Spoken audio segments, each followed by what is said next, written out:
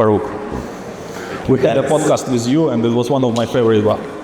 So I'm sure this short conversation, relatively short, will have a lot of benefits as well. So guys, all of you know Farooq. Today we want to focus on the sales. So all of you will be able to leave this event with something new. And before we start, I just want you to think that the information that you will hear today is useless unless you will start using it. And one of the best way to pay back to Farooq is to tell him after 1 week or maybe after 2 weeks that Farooq, I've tried this, it helped me.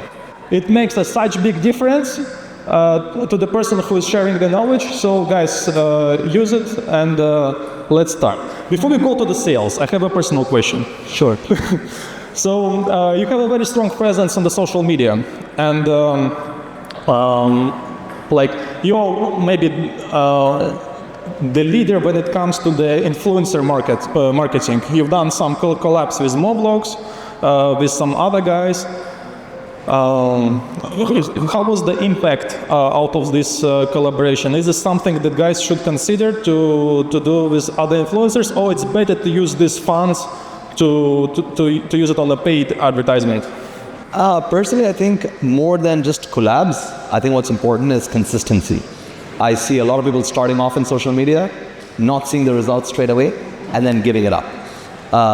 I think if you're more consistent in creating content, of course, a collab helps.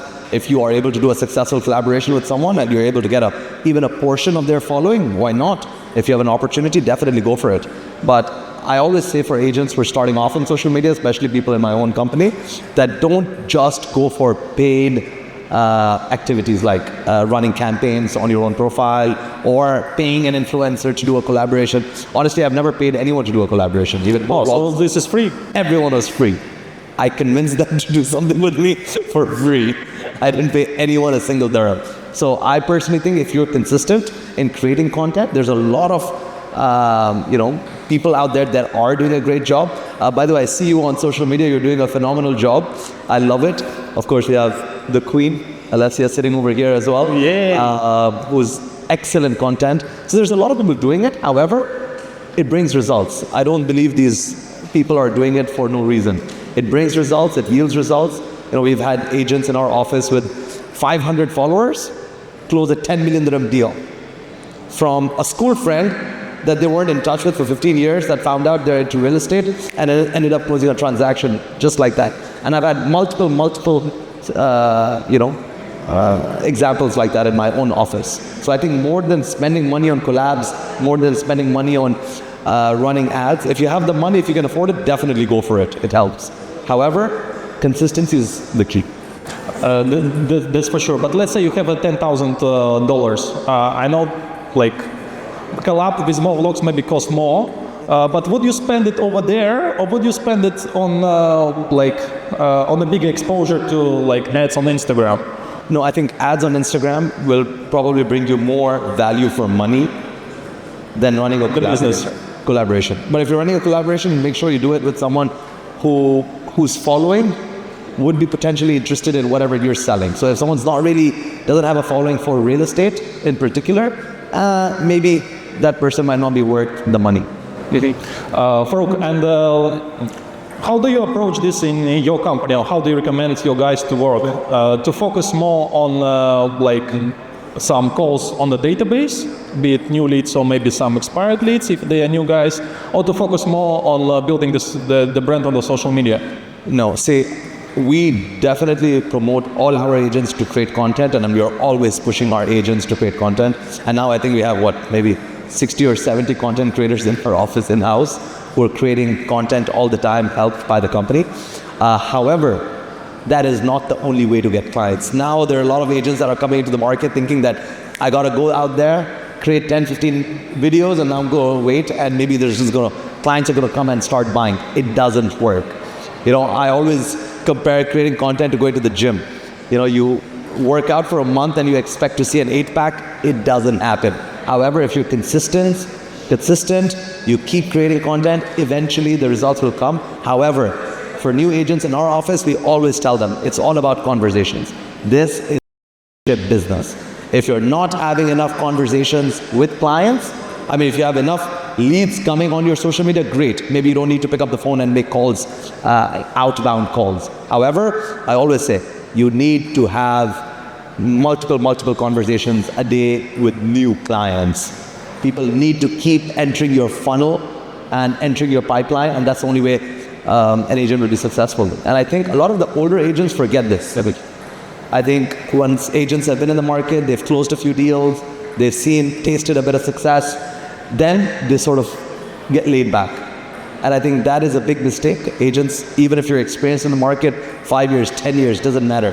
You need to pick up the phone and make calls, either to your old clients, expired listings, expired leads, old leads, doesn't matter. Even someone who's dropped a lead 3 months ago is someone who has the affordability to buy real estate.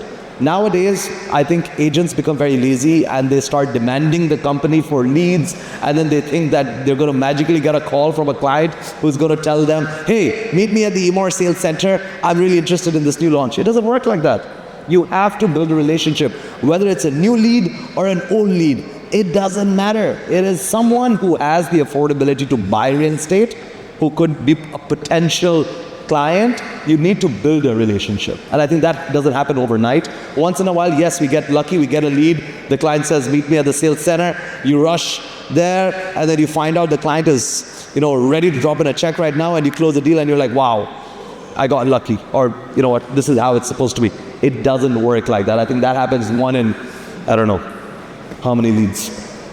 Farooq, if you had to choose one platform out of all that is available, which one is your favorite? Or maybe not which one is your favorite, which one do you think is the most efficient in terms of generating business? I think all agents, if they're planning to start a social media strategy for themselves, they need to have an omnipresence across different platforms. Personally, my favorite platform is Instagram, because that's actually the only platform that I genuinely use all the time. However, I was once surprised. I sold a penthouse with a client, and I always share this story because this is a bit surprising for me. I sold a penthouse to a guy. He was a little over 60, a European gentleman, called me, we met, showed him a few options, ended up selling him a penthouse. This was in the secondary market. On the day of the transfer, we're just sitting, having a chat, and I'm like, which reel of mine or which video of mine did you see because of which you called me? He's like, oh, I don't use social media. I'm like, oh, okay, then how did you contact me? Because I don't advertise my number. There are a lot of places the lead came to my company and then they transferred it to me. He said, oh, my son saw your video on TikTok. And I'm like, TikTok? And this is when I didn't believe in TikTok. I was like, dude, TikTok? I don't think there's like serious business happening on TikTok. This guy said, my 16-year-old son showed me a video of you talking about some real estate, and I saw you. I'm like, oh, this guy looks like a cool guy. Let me contact him. Contacted me, we did the transaction, and I was like, wow, TikTok, a platform, till date, I don't know how to use properly. Till today, I don't know how to use TikTok properly. I never use it. I upload a video every day, but I don't know how to use the platform. And I got leads from there. Same thing. I think if you have a social media strategy, or if you're planning to develop one, you need to have an omnipresence. If you're shooting a video a day, make sure it's uploaded on TikTok, Instagram, Facebook, LinkedIn, YouTube Shorts. YouTube Shorts is bringing results. Not for me though, but it does bring results. But just have, you're doing the effort of creating content. That's the actual effort. So might as well put it everywhere. Sometimes we don't know, a video doesn't do well on Instagram and it goes viral on Facebook, even though they both are meta platforms. And then TikTok doesn't do well on TikTok, but it does really well as a reel on Instagram. So you might as well have an omnipresence across all channels. But still, if you had to choose one platform, Instagram. I think you have, I don't know, personally for me, most of my biggest clients have come from the ones who've come from social media, have started off as a DM on Instagram. They come and then they ask you questions. It's a bit more informal to start communication. Other platforms like YouTube, the client will call you only if he's super serious. But I feel like a DM is a bit more casual. People don't think 10 times before dropping someone a DM on Instagram for a video or a reel that they like. Okay, and this is for somebody who has already some presence on social media. How do you work with the leads that come to you, but you have to give it to your team? But they say, no, I want to work with Farooq, but it's a purchase for one bedroom apartment for 1 million. I think a few years ago I made this decision to not actively take a role in every sale now, for a few years now. However, I'm always meeting clients every day, but these are clients of my own agents. So generally what happens is, if a lead comes on my personal social media, I'll pass it on to one of the agents that I believe is... So how, what do you tell to the client? Nothing. I tell... Just, okay, my guy will get in touch with you, yeah? One of my specialists will get in touch with you, and this is my number. And generally what happens is, I'll have an agent do the viewings, take him around, and then they bring him back to the office. I'll sit down, have a cup of coffee with the client, and we'll discuss whatever they saw, and I'll give my own suggestions. Got it. But that's more for my personal leads that come. Okay, now let's jump to the sales process. I'm sure you guys have some sales trainings in your team, and we have some sales trainings. Oh yeah, of course. In your team, and if you can, let's imagine we are a Springfield company for a day, and you need to teach us how do you structure this in your company? I think we have way too many sales trainings in Springfield. I think every second day is a training. Some of my team members asked me, should we join you for the event today? I said, no, don't come. I said, you guys, I've had enough trainings in the office. But no, generally for salespeople. By the way, does anyone have a question about the things that we discussed right now? That's right. No? Great. I hope they understood everything we said. Well, for sales in general, I think for anyone who's in real estate, and we talk about or we reiterate these steps in our office all the time, is that sales doesn't happen there's way too many agents who think luck brings sales. And I always say, if you approach sales and real estate in a methodical manner, there are certain steps that you take that will guaranteed lead you to success. Today, and we were discussing this a little bit before, we have over 140 salespeople. And I think for over a year now, we've had 140 salespeople. And now what we do is we unfortunately have to keep hiring good talent, and we keep telling them that if you don't close in these many months, we have to keep asking people to leave so that we can hire new people. Because we have certain skill sets that we require for you to have in order to be a part of the team. And I always say, if you are thinking that it's my bad luck that is not causing sales, or there is, I had this client who showed up at the sales center and then, the deal didn't happen because the developer didn't have inventory. There's 8 simple steps we always talk about in our office, that if you take care of these 8 simple steps when it comes to sales, results will follow. We start off with prospecting. Prospecting is the process of finding the clients. The way you approach and contact a client, extremely important, all right? You could meet a client anywhere. The way you approach him, the way you make sure that you are able to discover his requirements, are able to give him what he's looking for is very important.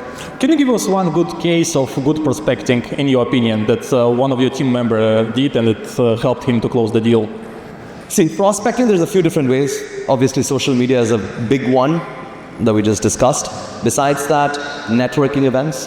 Networking events is a big one. I think a lot of agents don't do enough of networking.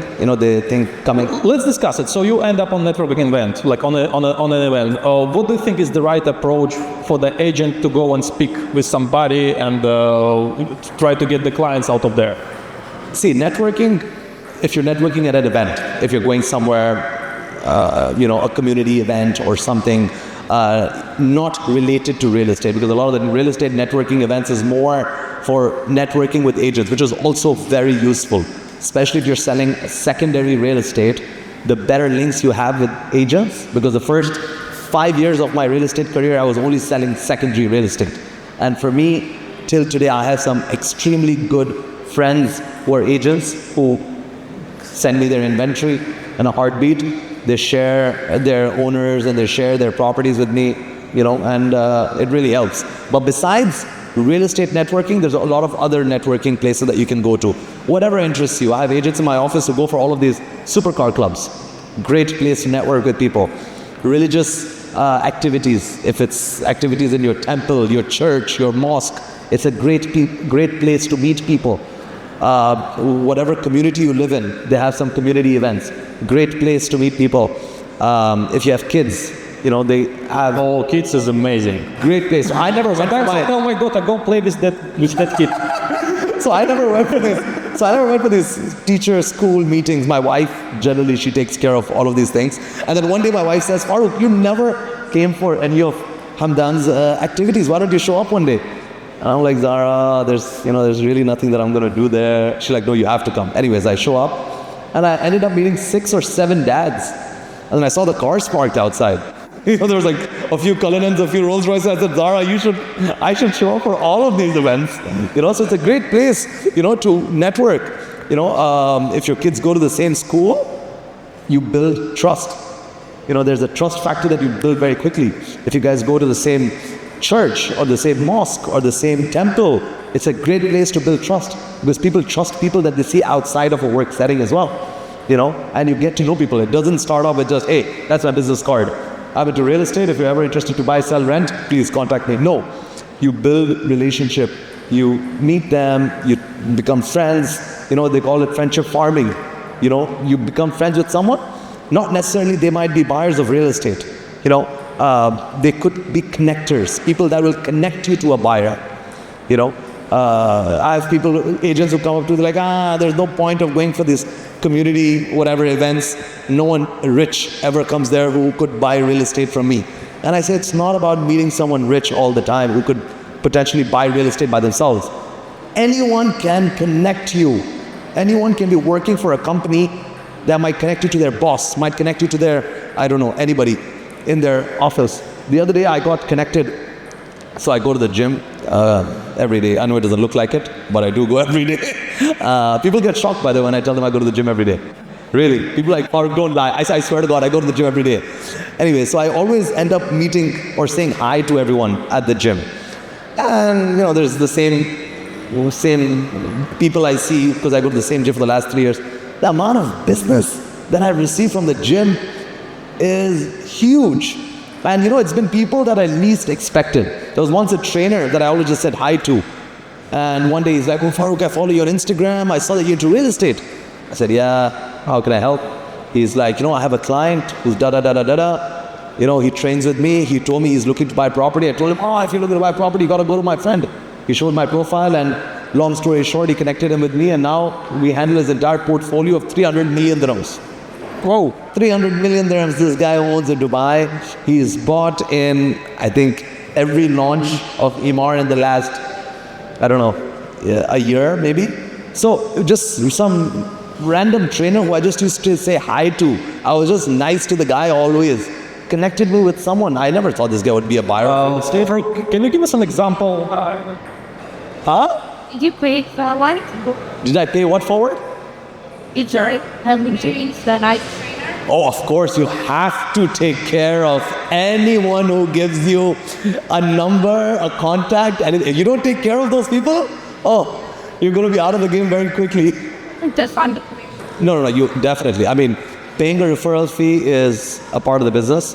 You have to take care of people that connect you, because that's the only way they will continually connect you with people. There's always people that are, sorry, before you ask the next question, there's always people in our community as well that, you might have someone who's a very well-respected guy, and sometimes I've had clients of mine, who eventually ended up connecting me with all of their friends just because of a small referral fee. So you have to take care of people who connect you. I agree with you. The gym is an amazing place to meet people, and personal trainers are a credible source of leads. And if you have a chance to hire expensive personal trainer, go for it, because even I had a story. I told to my wife, I will take this guy, and he's very expensive, but believe me, I feel I will get a deal from him. On the second session, I already had a client through this. So it helps, bro. But tell us what do you think is not an awkward way for the agent to approach somebody in the gym and start conversation? So I always smile and say hi at the gym. I mean, if This awkward. no, I don't like smile at random guys and say, hey, or at girls at the gym, like, hey, by the way, you should follow me. No. I think it's just whatever. I mean, I've been going to the same gym for forever, so I just eventually end up having conversations with random people, right? If you're sharing dumbbells, you go like, hey, can we share this machine? And then you just say hi, and then 3 months later, once at the gym, you end up having a slightly longer conversation, and then, you end up closing a deal. I had a guy who just bought a Cherrywoods villa for me this month actually, who I meet at the gym, and I've been meeting him for the last 2 years. And after 2 years, he said, I want to buy my first property. He was a banker for Emirates NBD, and he bought a villa in Cherrywoods resale. Not a huge deal, but still a transaction that just closed maybe 3 weeks ago. Okay, so let's move to the second step, prospecting. Sorry, it took some time. Yeah, no problem. I think that's a very important step because prospecting never stops. I think even now, whatever level of real estate you're at, there's some millionaires agents like Alessia sitting over here as well. I'm sure she's still prospecting to this day and age because it never stops. You have to continuously look for clients. This is a part of our game. Even if you're managing a company, managing a team, doesn't matter. You're always prospecting. You're always looking and promoting and talking about your business. Okay, and prospecting is the first step out of 8. So the second one? The way you approach a client, the way you contact a client, they're not hard steps, but they're just 8 things I think that if you do it properly, it will lead to more sales. The next step is eventually, once you approach, you contact a client, you understand the requirements, you present. I think presentation is another important step, but it's definitely not the most important step. But a lot of agents are very good at presenting. What I mean by presenting is when you're actually meeting a client and presenting him the offer, whether it's a ready property or whether it's an off-plan at a developer's office. The way you present, the way you understand and ask questions. We've had agents, and the mistake that a lot of agents do, which I've noticed firsthand, is that an agent will invite a client to a developer's office, give an amazing presentation, and just keep talking about all the benefits of the development, and he's like, this is, for example, saying, this is Dubai Hill that has a hospital here, we have an amazing golf course, we have this.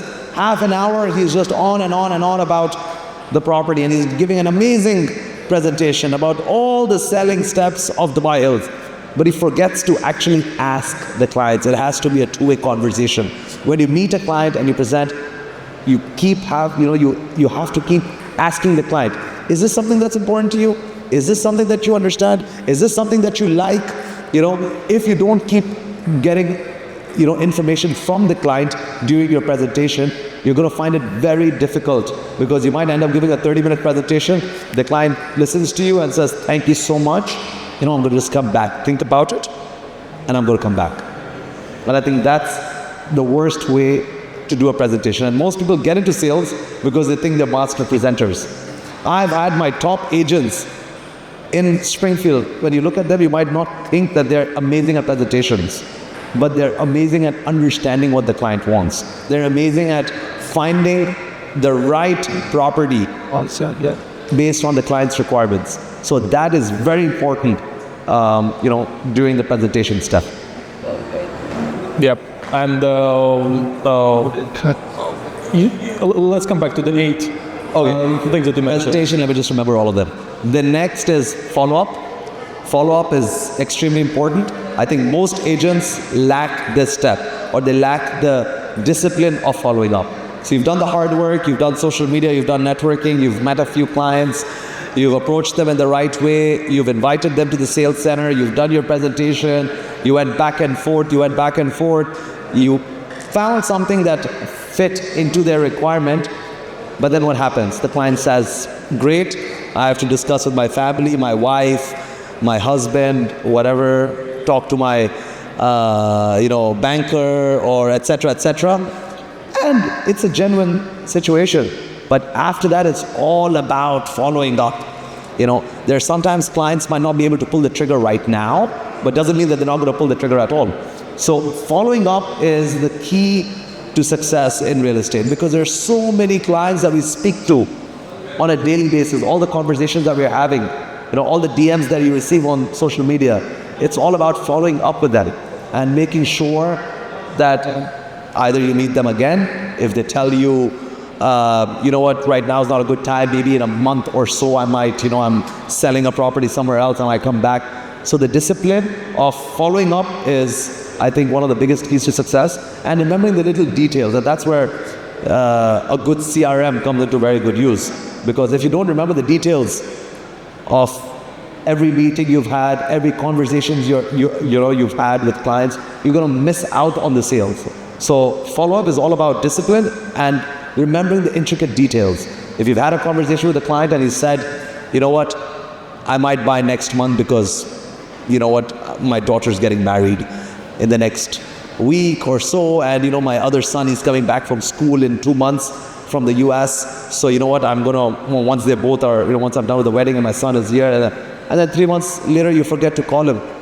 You potentially lost all the hard work of prospecting and approaching and presenting the property. You have to follow up and remember the details.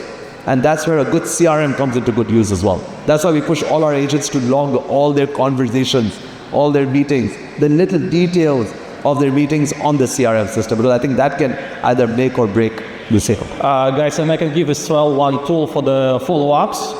Whenever you go to some presentations, or maybe somebody's visiting your office for the presentation of the new project,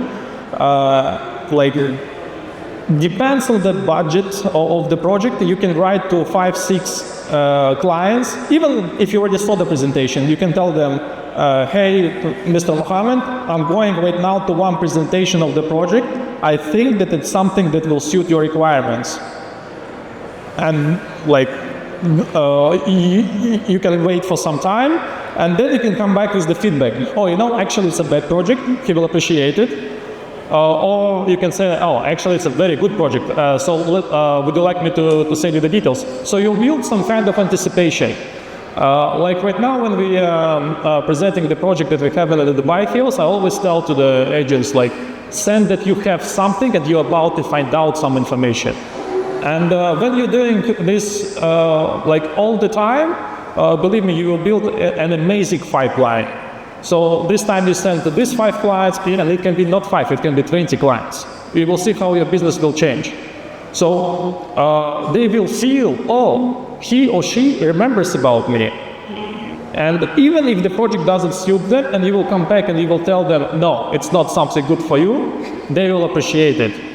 Even though you initially knew that it's not for them. So it's a very good point to touch base with them, because sometimes you think, oh, how we get in touch with them.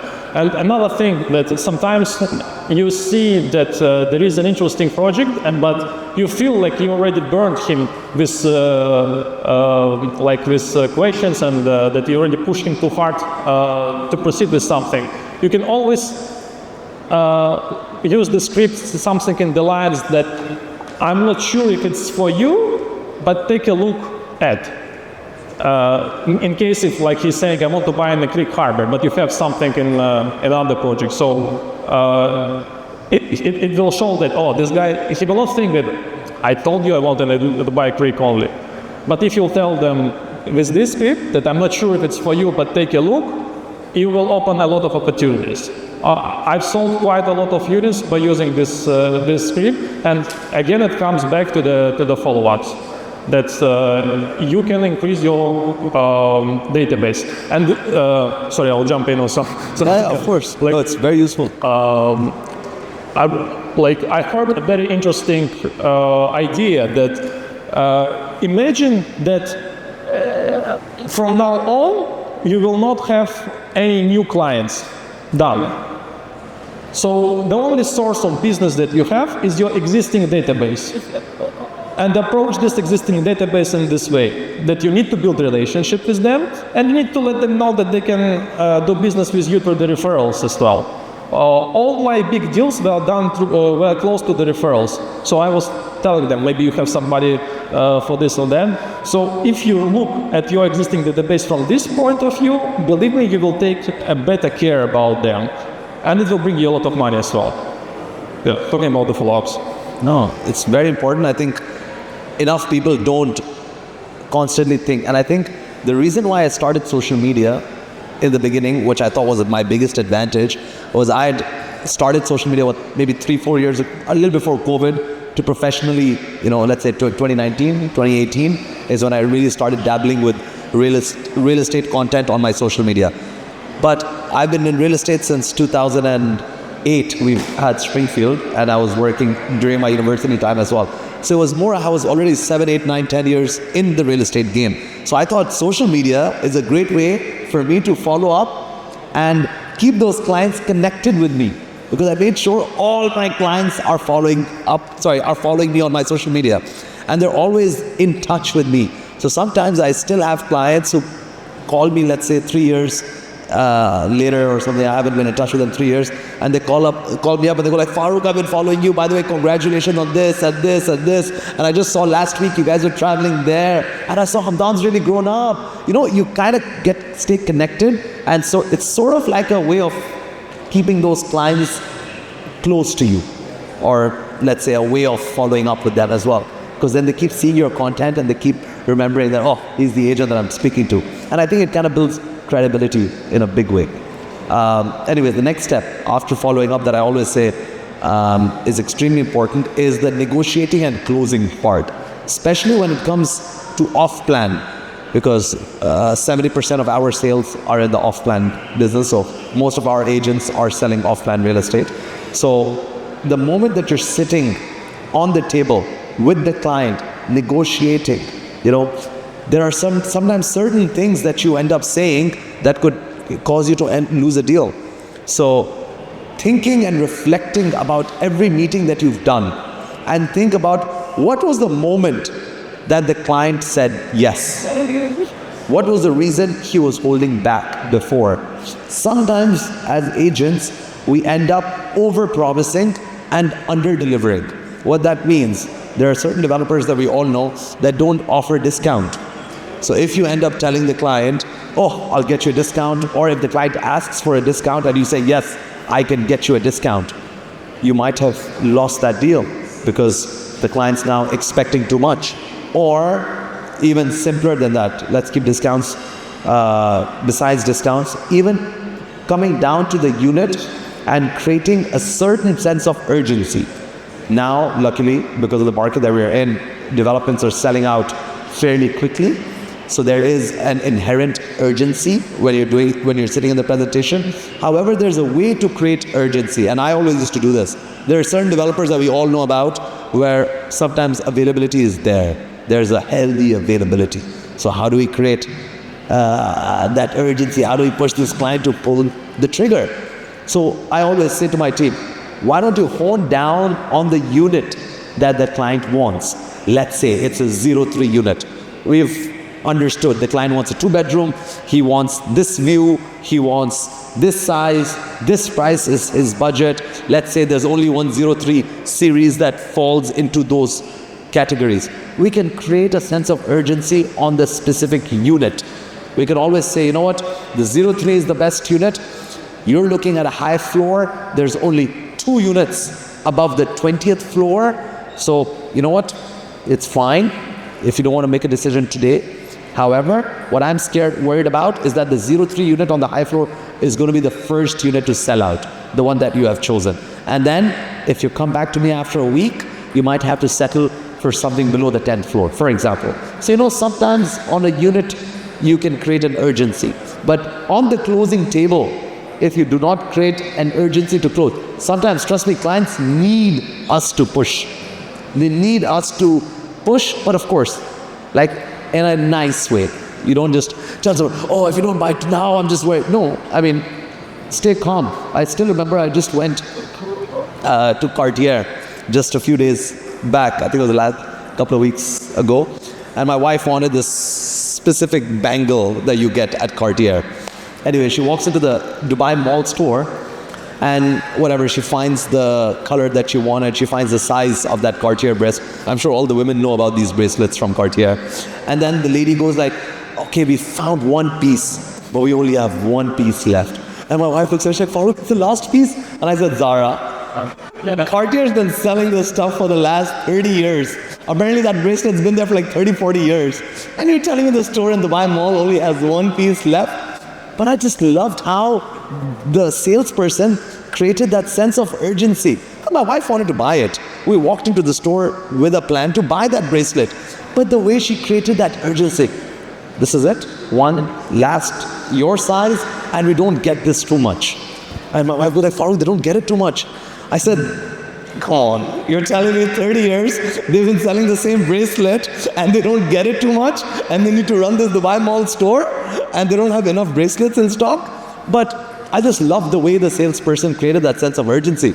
Long story short, she ended up buying that bracelet. So as agents as well, buyers are coming to us because they want to buy and make a decision. So the way we are able to create that sense of urgency for whatever property you're selling, for them to pull the trigger is very important. So that step of negotiating, closing, finding the right unit, finding something that ticks all the boxes will only happen when you're listening to the client's requirements. You're listening to what his, whatever his requirements are and whatever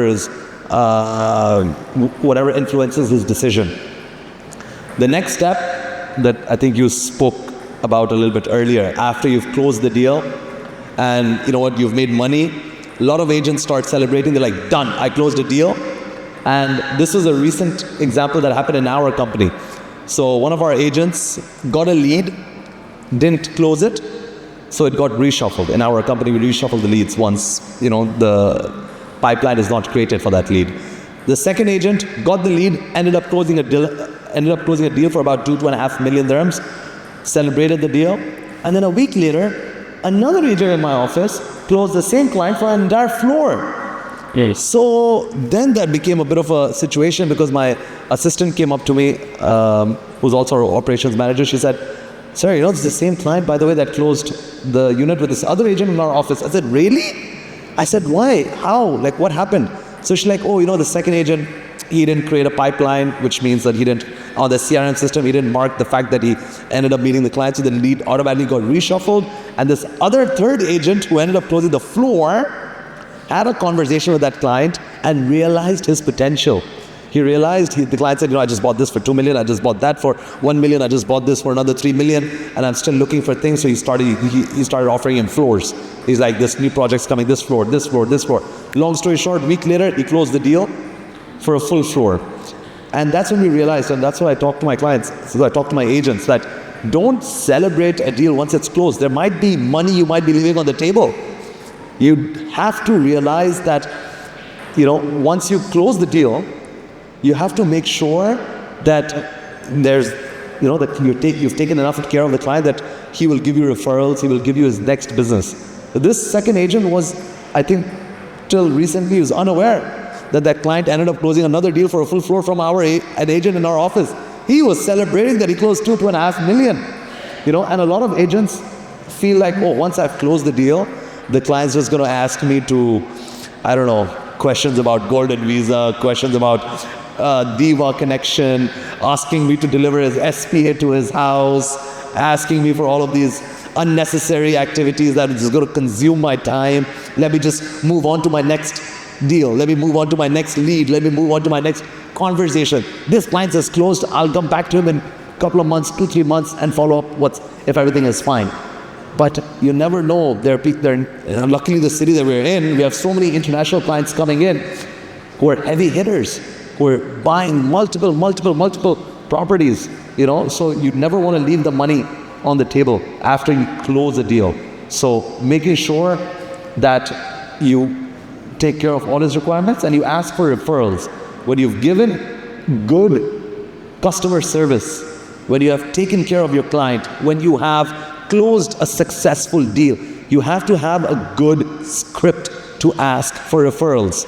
If you're not asking for referrals, once again, you're leaving money on the table.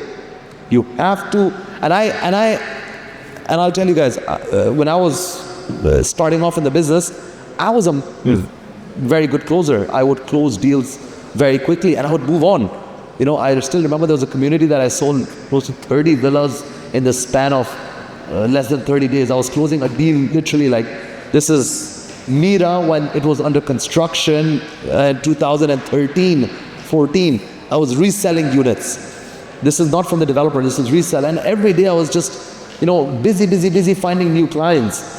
And I forgot to follow up, or I forgot to ask for referrals. I never asked for referrals. I never had a script to ask for referrals. I just thought a deal is closed, we move on to the next client.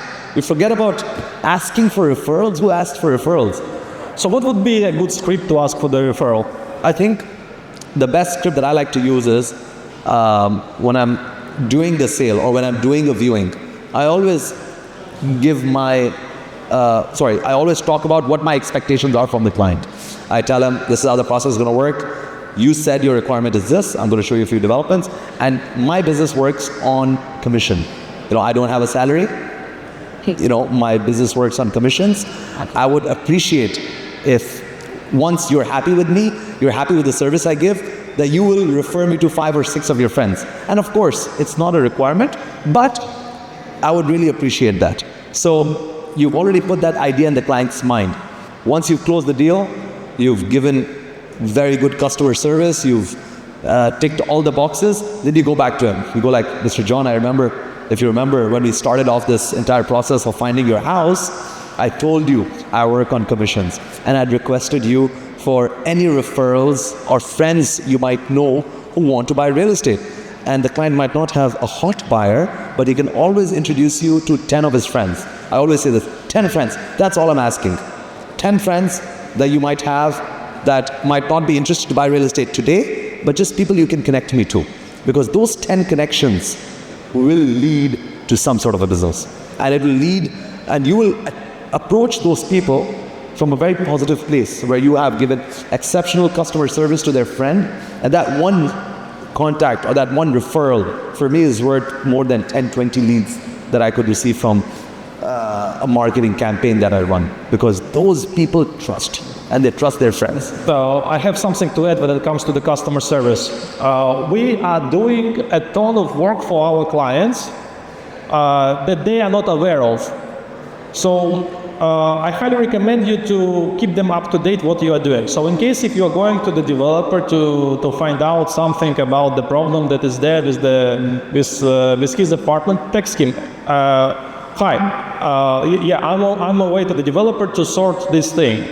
Or maybe there is like an email that you need to send a follow-up email. So every step that you are doing, you need to keep them up to date about this. And this will create like in their perception that you are taking care, and you remember about them. So you might think, I'm so active, I'm helping them a lot, but they have not a single idea what you're doing, what you guys are doing, especially if it's a secondary market. Like the viewing is there, like I scheduled the viewing, I did this, like I did that. So keep them always up to date what is happening, and they will this is one of the reasons why I get a lot of referrals.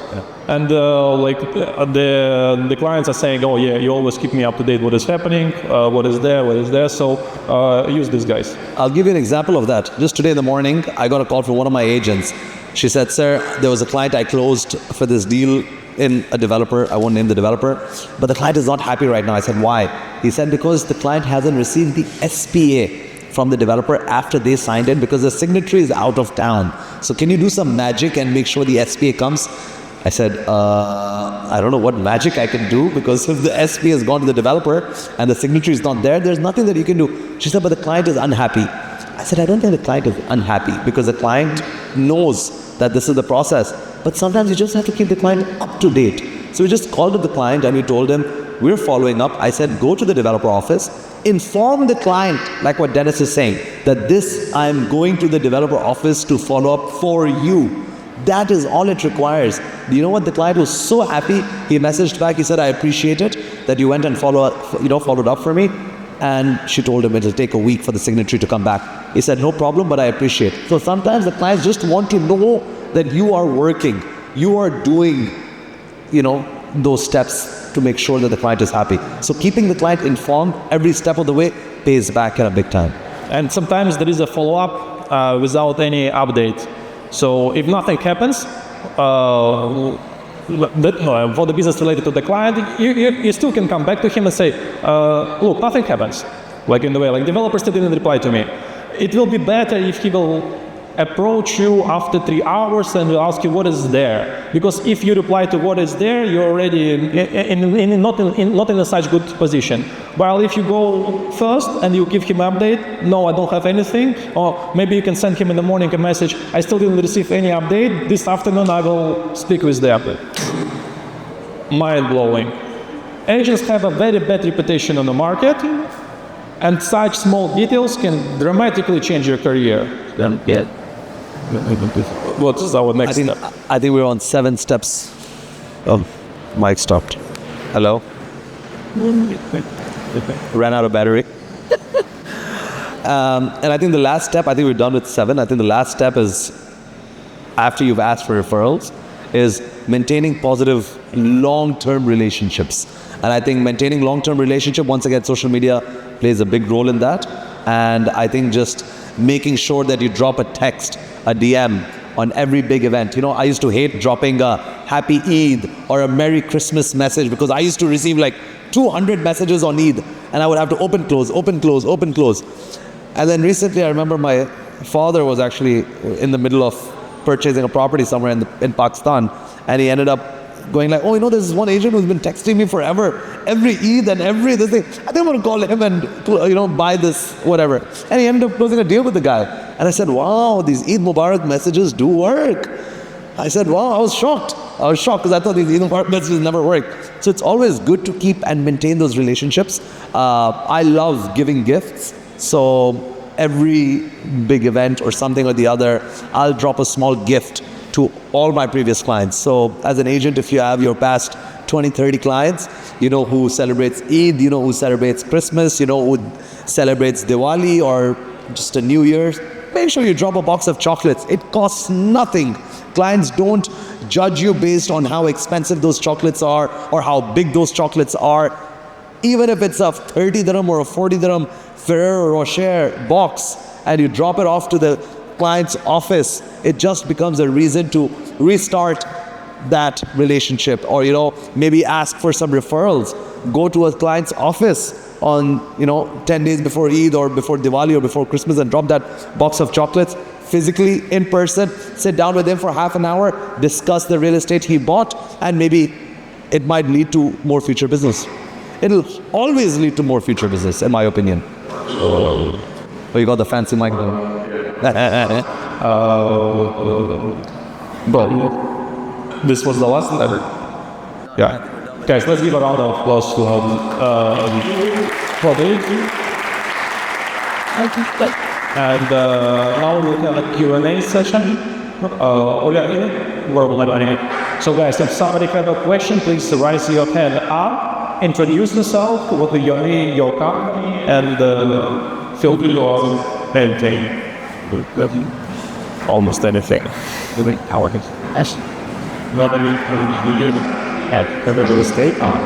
question is, sorry, I didn't get your name. Sorry? Arti. Yeah. Do you use more texting right now? Like more clients are prefer messengers like WhatsApp, or you still keep calling?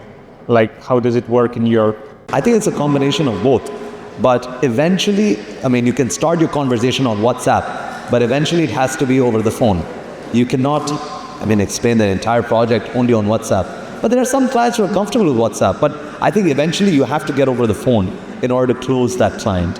You can send the basic information for them to review prior to closing the deal, but you have to get over the phone. You have to get on a call with the client.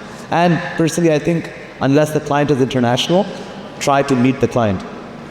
Because in-person meeting is a lot more impactful than just a WhatsApp. Or though I've closed deals on just WhatsApp conversations and never even spoke to the client over the phone because it was a hot launch, urgent, the client understood the project and the property, so it didn't really require that much. But I think phone is very important. Thank you very much. Thank you for asking.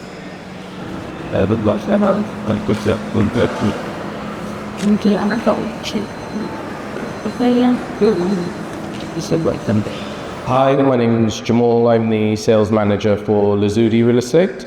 One of the things I wanted to ask you is obviously you're very active on social media, you're the CEO for Springfield, managing a company.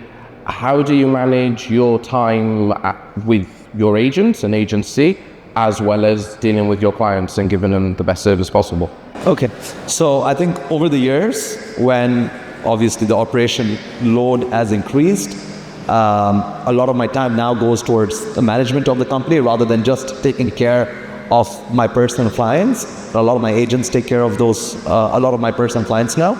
But I think for any agent, the biggest fall that I see is not waking up early in the morning and not showing up to work on time.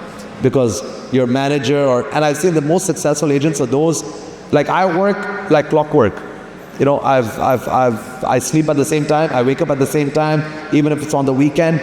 I start my day off on a high note, going to the gym, I come back to work, and I generally always show up at the same time.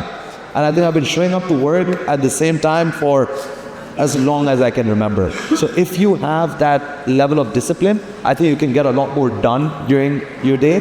And then eventually I think time management is key, especially as an agent as well. And for me, I work on my calendar.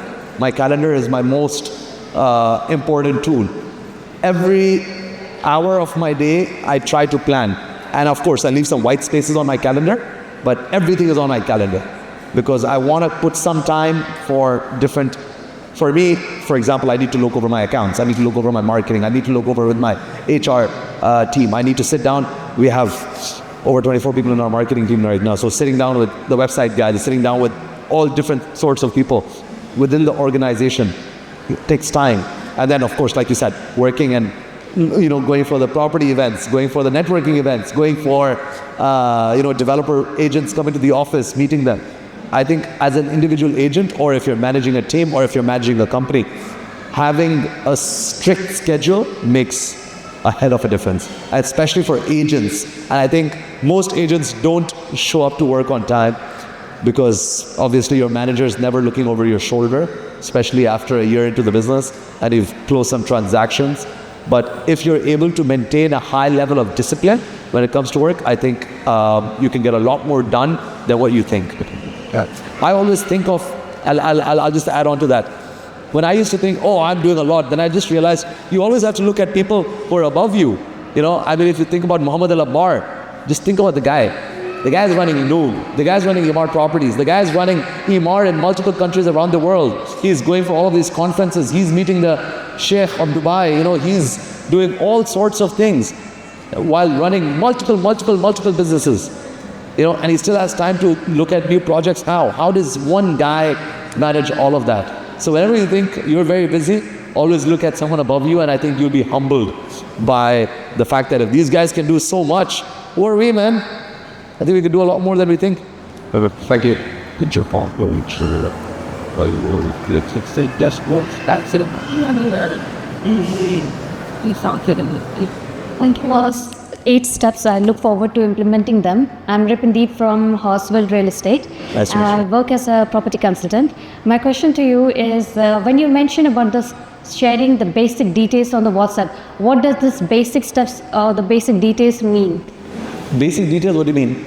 When the we- WhatsApp conversation? Yes. Okay, so when it comes to off-plan or ready or what? Off plan. Off-plan, okay. One big mistake on WhatsApp, what agents do is, when a client says, I'm interested in... Brochure. Sorry?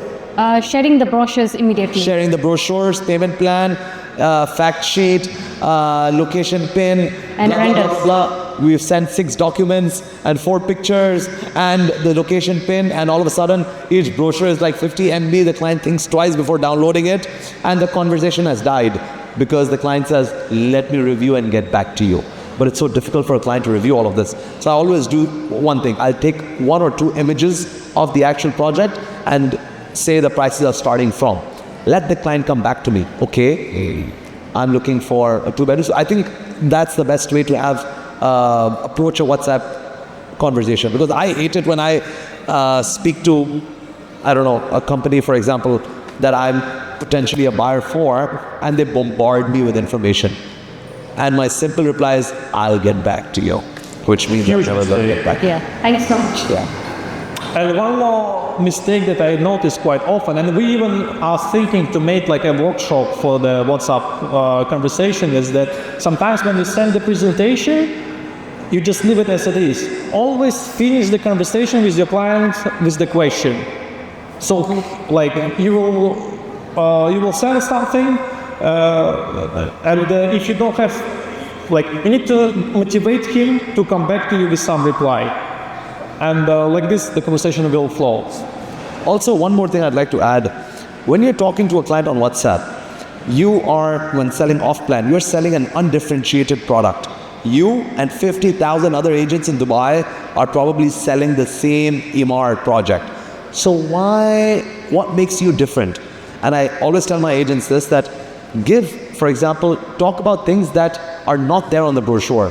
Talk about things that are not there on the payment plan. Talk about things that are not there on the floor plans, all right? Which is comparing it to something maybe ready, telling him why you think this is a good deal, comparing it to something ready, talking about the transaction. Now, past transactions are openly available. Talking about the past transactions. You know what? EMR is launching this building at this price. The one bedroom start at this. Currently, there's 4 projects right now in the market in the close vicinity that are selling for this much and renting for this much. And that's the service charge. So I think the return on your investment is going to be this percentage, for example. So doing a basic study like that and sending that over WhatsApp sometimes differentiates you from the 50,000 other agents. And agents really like some graphs.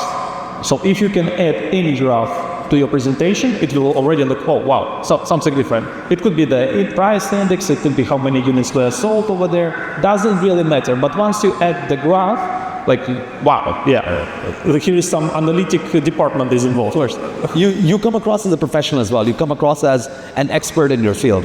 And that's what you want to do. You want to show the client, because before you sell the property, you need to sell yourself. You need to tell the client that I am the right agent for you to work with. Because I'm better than those other 50,000 other agents that are not giving you an educated advice. They're just simply sending you those 15 messages. No. Sorry, the next person. No, don't apologize. I mean, So to close the part with analytics, because there is one life hack that I heard from our user that he's using, and he's like saying, my clients are blown away with it. So like he's a relatively new guy on the market, but he's closing like crazy. And whenever his client is asking him about some project, he opens the release during the call, and we have there information about how many 1 beds, 2 beds, or 3 beds apartment is there. So imagine how smart he sounds when he said, yes, I know this project in Ras Al Khaimah. There are 27 3 beds, 12 1 beds, and this. So yeah, let's focus on this one. Wow. And nobody understands that he has a second phone where he's checking. So use this analytics things, and like clients will highly appreciate it. Sorry, please. Yeah. don't apologize. Honestly, that is just all so insightful and so helpful. My name's Stephanie. I'm an agency owner, very small, still starting out. And so, you know, I can appreciate social media because it's the reason why I recognize a lot of faces here as well. And I'm even here at this event today. And also found out about Really, and I've been blown away by the app, I'm not going to lie, because I spent countless hours putting presentations together for clients, only to realize I can download a presentation on Really. So if you're not on there, get on there. Not that I'm endorsing or getting paid to endorse the app, but my question to you, Farooq, is in terms of the follow-up, because we talk about how important follow-up is, email marketing and how important that is, and how often should you be informing clients without bombarding them, you know, on a regular basis? How many emails, and in terms of the information that you're sending out, what sort of advice could you give to someone who's trying to automate that? So email marketing, by the way, is very soon going to die. Okay. You know, so because a lot of the, you know, the rules and regulations around email marketing are changing as we speak. And soon Google and Gmail and Yahoo and everyone are going to implement tougher requirements on how many unsolicited emails can you receive. So for us, it's already dying down. our email marketing, and that's why we are starting to invest in other sort of avenues for leads. What sort of avenues then would you recommend if email marketing is dying? Can I give a comment about email marketing? I think that email marketing is one of the cheapest way to spread the message, and if it doesn't take a lot of your time, definitely do this, especially if you have clients from States. It's very annoying when you have a client, you receive the lead and he says, send me the email. Fuck. I need to put all these brochures and everything over there, but clients from States, they're using only email. So it all depends with which audience are you working. It's very stupid, very inefficient for us where we used to for the WhatsApp or Telegram, but for the States use it. And by the way, there is a huge inflow of investors from States. And more and more will Canada as well. So use it. It's not that expensive. And if you have, now we have ChatGPT, he will write for you a good script. But yeah, don't consider it as your main source of leads. And it's as well important from where you got the emails. As Farooq said, if you bought the database, maybe you will end up in some spam. Because even for email marketing, as a business owner yourself, if there's a certain, you don't want to get the same email from a client, let's say I'm your client and I get an email every day from you. Soon I'm going to put you in my trash or unsubscribe. So I think if you're sending an email out, I think maybe once a week would be acceptable to get sort of a summary. And I think it depends a lot on the information that you're spreading as well. So, I mean, I'm subscribed on a bunch of agency email broadcast lists, and I often see what they're sending. And I think some of them that send slightly unique emails, I actually appreciate them because I learn about other projects as well. So maybe sending a summary, let's say this week from Dubai's real estate market snapshot, Imar launched this, Damac launched this, we saw these many transactions in the off plan, we saw these many transactions in the ready, the market still seems like it's going up. Then let's say a note from you as the founder of the company or as the owner of the company that this is your observation, let's say maybe once in 2 weeks, once a month, because then you're kind of building that brand connection with those clients. So giving a bit more useful rather than just copy pasting the image of the project and then saying starting from 900,000 contact here, email, WhatsApp with your logo there, you're going to get unsubscribed very quickly. Yeah, for sure. Yeah. Thank you. There's someone there.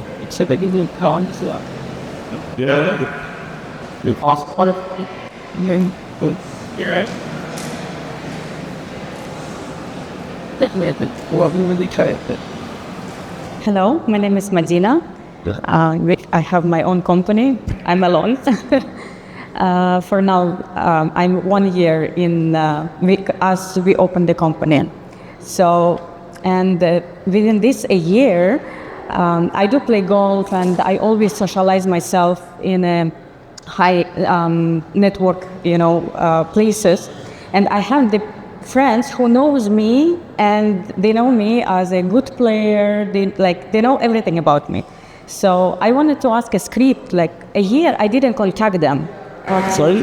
For a year, I didn't contact these people. Okay. And now, to restart my conversation with them, I feel somehow uncomfortable. So I would like to ask you a script or advice. How would you approach your network with who you, for a long time you didn't talk to them and, inform them that you're a real estate agent and, how would you do that? So she has a network of people who are not aware that she's an agent right now. And how would you approach this For me, how I always approached was, for me personally, was social media. I like to shout about what I do for a living. I like to talk to people, tell everyone what I do, because that's the only way I'm going to attract business. If you are an excellent agent, but nobody knows you're an excellent agent, what is that going to do? And like you said, you play golf and you're in that high network, so you definitely need to take advantage of that. There's so many, and the best thing about golf is that you actually end up spending quite a while throughout the 8 holes of the golf course, or 18 holes of the golf course, 9 holes or 18 holes of the golf course, you actually spend a lot of time. I've actually got a lot of friends from the golf course, and I don't play golf. Everyone in my family plays golf, including my parents. So my mother, in the women's, she always wins these small little trophies from the golf club. And she meets women who play golf, and she has connected me with so many people because she loves to tell everyone, you need to follow my son on social media. You need to follow my son on social media. People end up following me, and I've actually closed a lot of deals from people who've been connected with me through my mother on the golf course. And I think golfing is a place where you actually meet random people, and you end up going from hole to hole with them. So that's a great place. What do you do? What do you do? I think rather than just just asking them for business from the get-go, I think it's more about staying connected with them. And maybe I think you should consider social media as well, at least have some sort of a profile just to connect with those people. Then you can send them a message like, hey, I've just started my social media this week. I would really appreciate for you to follow. And then they go like, oh, really? So you're into real estate? Yeah. I think it's a great way to keep a soft connection rather than really bothering them for business, because if you do that, then you might sort of alienate that crowd as well. I have one more idea, just came out, how I would do this. It's a little bit shady, but maybe it will bring the result. So come up with some fake offer, like extremely good, and send it to them and ask them if their network might be interested in this. So look, I have an offer that is 40% lower than the market, like some badass villa that is on a golf course. And just tell them, oh, maybe you have somebody who's interested in this. And like this, they will know that, oh, you are in the business. If somebody come back to you and say, yes, I'm interested, then you can say, oh, it's gone, or somebody, like it was a one-day offer. But it will be a good start of their conversation with that. Okay. Maybe try something One more like question. that. Or one thing else you can do, maybe, in your office, if you do like a ladies golfers party or something, and then you'll be like, oh, I'm inviting all my golfing friends out for, I don't know, a lunch or a dinner or somewhere, maybe in your office, or maybe not even in your office, but anywhere else. And then it could be a great way for you to maybe talk about your business, that I'm doing this new thing for, all my lady golfer friends or something like that. Well, it's still a small community. Yeah, I do that, but I never promote myself as an agent, Yeah. Yeah, this is my I think you have to tell people. Yeah. Sometimes I'm surprised people are embarrassed to say that they're agent, which I think is so weird. Don't position yourself as an agent. Say that a girl in my team, okay, now it's like you have a team. A girl in my team has this amazing deal. Maybe you have somebody who is interested in that. So you keep your status as well, like what Dennis is saying, and not like a hard seller. Perfect. And one more question. From where you are getting your content ideas? Like you have a team, or yourself you are like all the time creating? Because in social media, I You see her sitting right there? I follow her. And a few other people over here. And I copy their content. Whenever Alessia comes up with a new post, I end up copying it. No, but I follow a bunch.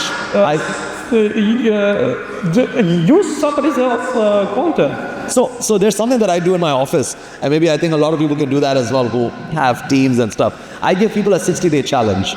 I tell them, you have 60 days. You need to, and I hope I can give this challenge to everyone over here. 60 days, you need to promise me that you're going to create 60 pieces of content. I don't care what the hell they are, but shake hands with me. And what I do in my office, I actually tell them, I print it on a piece of paper.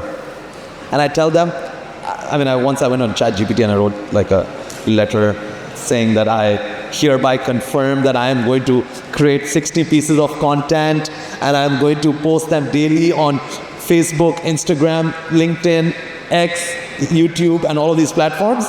And I tell them, you sign it and I will witness it. Trust me, it creates such a pressure on people.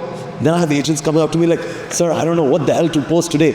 I said, bro, I don't care if it's the weekend, if it's raining, if it's, Ramadan, you need to create a piece of content. What it does is that it activates something in people's brains that, damn, I need to do this. then what you're going to do, you're going to end up looking for things like, okay, then you'll end up following everyone in real estate, and you're going to start seeing, what can I post about? What can I talk about? And also when you're posting something on social media, it kind of creates a pressure that I need to go learn a project if I have to make a video on it, or I need to, someone's going to call me about this, I need to know about it.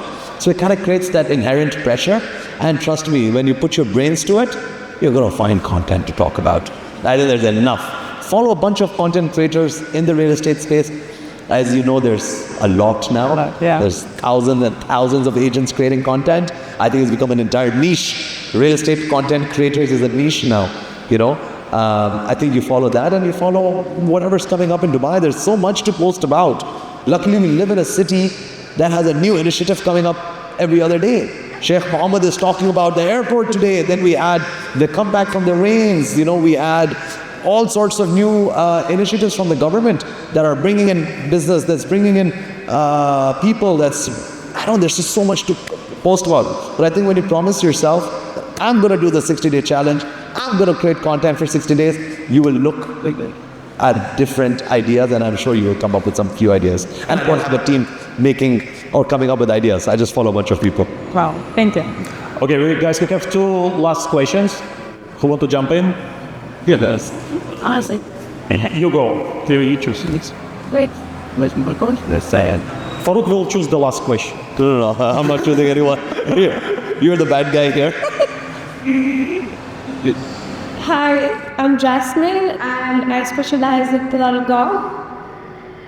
So basically I've been doing secondary for 2 years now, and even for off-plan, if I have details, I manage to close it somehow. However, if we don't have details for the project, how do we speak to the client to give us the EOI for that? Excuse me, you have an app right over here called Really that you can download, and you'll get all the information about all the projects. But I understand what your question is. You want to know how to get. I would suggest maybe because you're working in Talal Al Ghaf, so I'm guessing you have a good database of people who own properties there and people who probably contacted you once upon a time to buy a property there. That means you have a good clientele for villas, and maybe stay up to date with all the new villa launches that are coming up. Aldar's coming up with their new villa project coming up that they just sent a teaser out for. Damak is coming up with their new master plan, which is going to have townhouses as well and villas as well. You have availability in lagoons still till today. Visiting the developers, keeping good relationships with the salespeople there who constantly update you about any cancellations, any new projects. Today, Nakheel had a few cancellation units that came out at Jabal Ali Village. So staying up to date with all the developers, I always tell my agents, become best friends with some salesperson in every developer. You need to have a friend in Imar, you need to have a friend in Damak, you need to have a friend in Shobha who you take out for dinner. Literally, that level. If you're not that good friends with them, they will not take care of you and they will not keep you up to date. So, I don't know, I just think staying up to date with all the projects will help you cultivate and, grow that database and lead you to closing more off-plan, hopefully. Let me add to the EOIs. It looks like it is a problem that you don't have pictures, you don't have this and that. Especially when there is EOI, we know the location, we have an idea about payment plan, and we have an idea about the price range. And EOIs is my favorite way to sell properties. Favorite, because you can have a commitment from the client, and in the same time he can exit out of the deal if he doesn't like it. And in my experience, it's less than, I remember the few deals that didn't went through that a client already paid, and when they find out about the prices, and the prices are always higher than the expectation, that he say, no, I'm not going ahead. So when you're selling EOI, don't sell the project, sell the opportunity. And you need to explain how fast some projects get sold over here. And you can present it as a very unique option that you got because of your relationship with the developer, or because of the relationship of your boss with the developers. And that not so many people can offer this. And again, if you come up and immediately tell him, look, I have a project for EOI, maybe it will not work. Build this anticipation. So listen, I'm going to some meeting, it's something private, and they will tell me about some project. I think it's something that might be interesting to you. I'll come back to you after the meeting. Wow. Let me wait for her to come back to me. And then you come back and you start saying, yes, look, so they're coming in. Unfortunately, I can't send all the details because it's private. We don't have a brochure. We don't have this and that. And slowly, step by step, you're building this interest in that. With EOIs, it's usually how it starts, that you need the developer first, they open floors. Why they're doing this is because if they sell different departments here and there, and the investor for the floor comes and said, I want to buy a floor, and now you don't have empty floors because you already pre-assigned something. So first, the developer, and you can explain to the client as well, that first they sell it for the floors. And depends on the situation, maybe developer is not selling by the floors, but you can tell they are selling by the floors, but because we have so many clients, we can get for you a unit over there. And okay, this is more interesting right now. And so play around with the opportunities rather than with the projects, and come up with the previous stories that you know what the best unit is, like why clients cannot get best units on the launches, because everything is sold under the table. And right now I have this opportunity. Do you want to find out more about it? Okay. Please, guys, use this thing whenever you go to any presentation, even if you already been to the presentation.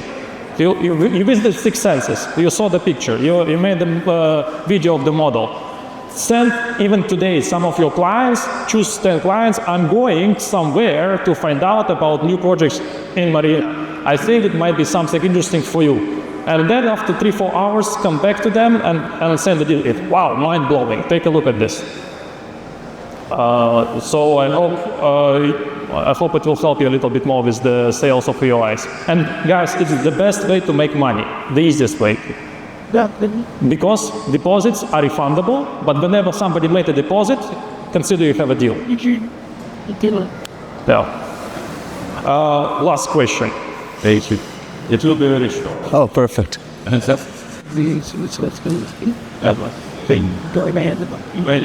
so thank you for a very interesting discussion. It was very useful for me. One question which is bothering me. Look, there are some accounts which are very serious in Instagram, like very boring accounts. People talk scientific things like rocket science. And there are some, and they have only 100 followers, very low quantity of followers, right? There are some accounts who do very entertaining content, right? By the way, Farooq, I like your account because you have entertainment and very professional at the same time, right? You have this balance. My question is, if, for example, you had no choice, if you had a choice, but the choice only between a very professional and very entertaining content, what would you choose and why? I would never have that choice. Why would I choose? Why would I not go with both? Social media doesn't give me a limitation on what I can post.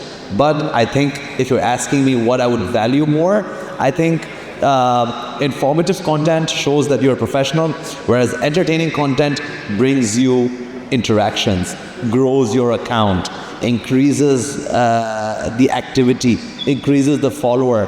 So maybe keeping a balance is the best way, because you just don't want to be that singing, dancing realtor, you know. You want to be the guy who wants to. He's singing realtor.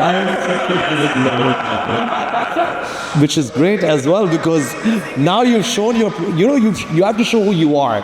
If you're a singer and a dancer, it's a good thing. I mean, it shows I want to deal with people I like. So if I like your singing and dancing as a client, I would feel like there's a certain, a real person hiding there. However, you need to balance it maybe with posts that talk more about the projects that you're selling. So I think, you kind of get that engagement, whereas at the same time you're showing you're a professional expert in the field as well. Because remember, it's a big purchase. There's a lot of clients who might end up following people who are not very serious on their social media for entertainment purposes. But you want to balance it, I think so. I have Alessia, of course. Sorry, question? Oh I want to comment on this. Like in my opinion, if the audience is wide and if you're on social media, this is a huge advantage. Like if you will take Mr. Beast, and if we will put in his profile that he's selling real estate, believe me, he will sell more than 3 best companies combined. Of course. Obviously, if he has means to work with the leads. But if he says tomorrow I am a real estate agent now, we are out of the business, and it's entertainment. Of course. I think that the right mix of both of them would be the best. Yeah, mix definitely is the best. But like, if you have a professional account and there are 200 subscribers, sorry. What's the point of that? Yeah, exactly. No one's gonna know you're the serious realtor. I was looking at some posts, entertaining content where I do some weird things, let's say. I immediately have some people who follow me, new followers. If I do something with the project, very detailed, explaining the project, people are not watching. So I guess in Instagram, sometimes you should do these things, weird things. Yeah, of course. I think you can talk about it, go for it. Huh? Yeah. Yes. It's like he has our blessing. Yeah. If I could sing, I would sing. I swear to we God. can do it. Oh, done. My wife's sick and tired of listening to me singing. By the way, I sing a lot, and I love dance. I'm a professional dancer. If I wasn't a realtor, I would dance. Without no alcohol, 0 alcohol in my system, I could dance all night. So that's how much I dance. Add him to our chat. At my company parties, we have company parties all the time. I am the last person to leave those company parties. Like my staff ends up leaving, 3 a.m. and they see me and they're like, how the hell is this boss still like freaking dancing on the dance floor? So I love to dance, but I don't know, maybe sometimes on social media you want to keep that balance of not just showing that, but like I said, show yourself. I feel like on social media, people don't just like to follow a professor. If you're just going to be that boring professor that's just going to talk about real estate, no one's going to want to follow you. Yeah. Thank you so much. Okay, thank you for the event. It was amazing. What I wanted to ask is you talked about referrals a lot, and I think it is a really important thing. First question to ask is how much do you think, in terms of percentage, is a fair referral to pay to somebody such as a personal trainer you bump into in the gym? That's one thing. And second, if you are dealing with clients who are wealthy, who just bought a property from you, you ask for a referral, but do you also offer some sort of incentive financially? I think every client or every referral could be different, depending on the amount of work that they're doing. So we pay anywhere from 10 up to even 25% of our gross commission, not net, gross. That means the overall commission we pay 25%, up to 25%. But obviously we have to split that with the company and the actual agent who's doing the transaction. But that's the amount. We start off with 10, but then we have people who negotiate. No, that's too less. No, yeah. And then of course you have people that end up sending you a lot of useless leads, because this happened with me as well. We closed a deal with somebody, and the next thing you know, they're just bombarding us with people that nobody's like a real client. So I always say, like, okay, if you're bringing me a client where you're influencing the sale as well, where you're talking to the client and telling him, yo, I bought this, you should buy it too. And I have clients who have now become excellent referral partners of mine. I have a client who I think I've converted him into an agent. Literally, he is an agent now. Of course. Yeah, 100%. I have a client who is a very wealthy couple, but they've been working as an agent for me, because they obviously it's take care because it's good money. Why not? I don't think it's anything awkward. Yeah, but I don't know if that's the correct way to do it, but I have. That's the out of the future. Oh yeah. The client. Once you let go, people will. We have a saying in our language, in Urdu. I don't know if there's anyone who understands Urdu here. There's maybe a few. Ungli diti haath pakad liya.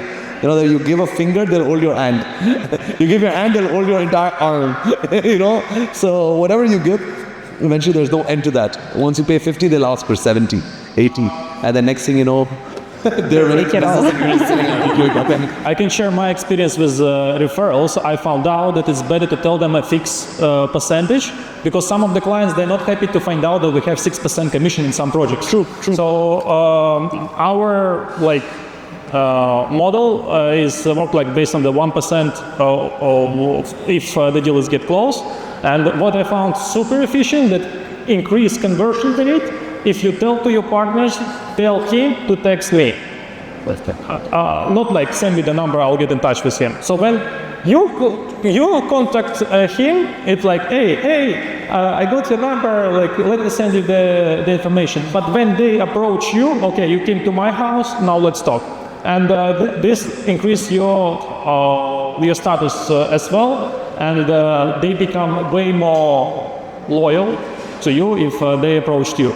So structure it in this way. And it as well helps to get rid of these guys who are like, oh, I have a group of somebody, let me tell them that there is an agent, and here is the list to 20 people, you send me 1%. And what he's saying is very true. You don't want to always tell your clients, I don't know how many clients are going to be watching this, but you don't want to tell all your clients how much commission you're making.